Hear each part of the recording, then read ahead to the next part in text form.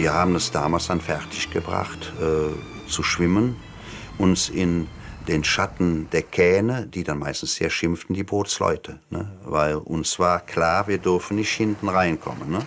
Aber wir haben es gemacht. Das waren einfach Mutproben. Und weil das natürlich von zu Hause nicht gern gesehen war, hatten wir ein Problem.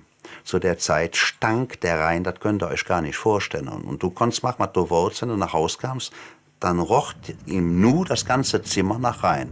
Dann brauchten wir ja nichts mehr zu leugnen, dann wussten die waren schon wieder im Rhein, die Jungs.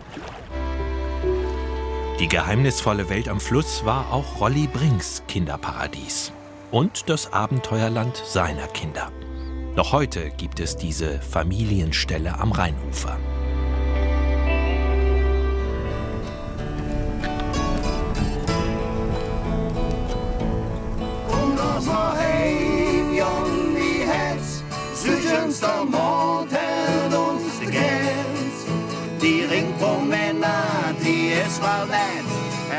Peter und Stefan Brinks sind kölsche Rockstars. Doch als Kinder hatten sie ganz andere Ambitionen.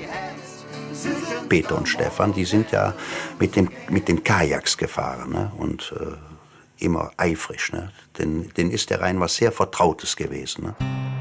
Die Jungs sind 11, 12 Jahre alt, als ein Kajaktrainer ihnen die erste Paddelstunde gibt. Sind wir zum Bootshaus gefahren. Hat jeder ein Boot gekriegt, eine Schwimmweste. Und dann hat er uns zwischen dem Bootshaus und dem Ufer ins Wasser gesetzt und wir sollten flussaufwärts fahren. Das war anstrengend, aber da war ja das Bootshaus. Dann kommt der Brückenpfeiler. Dann sind wir um den Brückenpfeiler rum und in den Strom raus und zurück. Und wenn du dann um den Pfeiler kommst, erstmal drückt dich der Rhein gegen den Pfeiler, das ist ein Steinpfeiler, da kriegst du erstmal so die Düse. Und wenn du dann im offenen Wasser bist und der Rhein drückt, dann siehst du, was der für eine Kraft hat, wie schnell du weg bist. Das war Abenteuer, da auf dem Rhein rumzupaddeln. Man durfte dann in so einem Boot sitzen.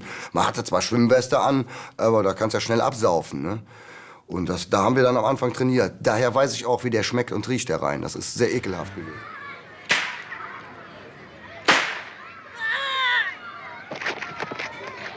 Ich kann mich an eine Weihnachten erinnern, wo der Vater meines Vaters uns, ich weiß gar nicht, mir oder dem Stefan, einen Roboter schenkte. Der lief dann so durchs Wohnzimmer, blieb stehen, machte die Brust auf, da kamen so Maschinengewehre raus. Und die ballerten so, dann ging die wieder zu und lief. Das ist mein Alter komplett ausgerastet. Das Ding hat er direkt weggetan, weggeschmissen. Und so, die hatten feste Meinung über Waffen und auch über Spielzeug und Waffen.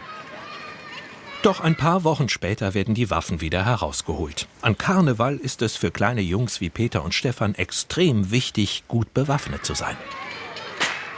Ich hatte auch eine Knarre, ey. Mit so Knallplättchen. Und das durften wir dann doch zum Glück.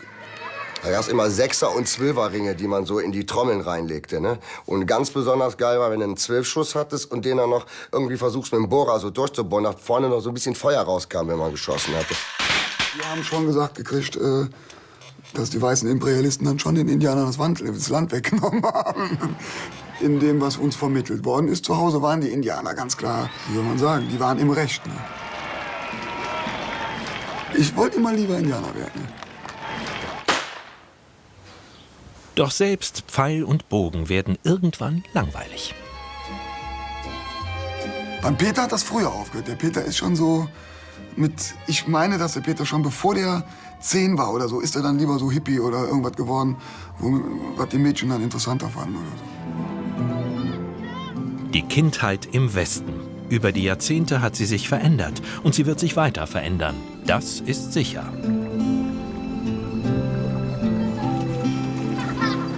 Und doch tun die Kinder auch heute das Gleiche wie die Kinder früher oder die Kinder von morgen. Sie erobern sich ihre Welt.